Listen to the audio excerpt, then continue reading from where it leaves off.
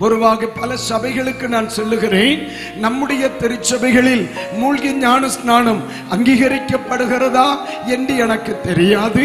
தெளிப்பு ஞான ஸ்நானம் கொடுக்கப்படுகிறதா என்று எனக்கு தெரியாது. சபைக்கு ஏற்றபடி உபதேசத்தை மாற்றி பழக்கம் எனக்கு இல்லை.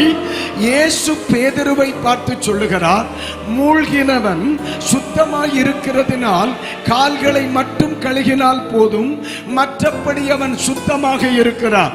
இயேசு சொல்லுகிற இந்த முழுகுதல் பிதா குமாரன் பரிசுத்த ஆவியின் நாமத்தினால் பெற்றுக்கொள்ளுகிற ஞான ஸ்நானம் என்பதை தெய்வ ஜனங்கள் மறந்துவிடக் கூடாது. உங்களுக்கு பிடித்தாலும் சரி, பிடிக்கவில்லை என்று சொன்னாலும் சரி, இனி நீங்கள் எடுத்தாலும் சரி, எடுக்கவில்லை என்று சொன்னாலும் சரி, பேச வேண்டியது என் மேல் விழுந்த கடமை, சொல்ல வேண்டியது என் மேல் விழுந்த கடமை.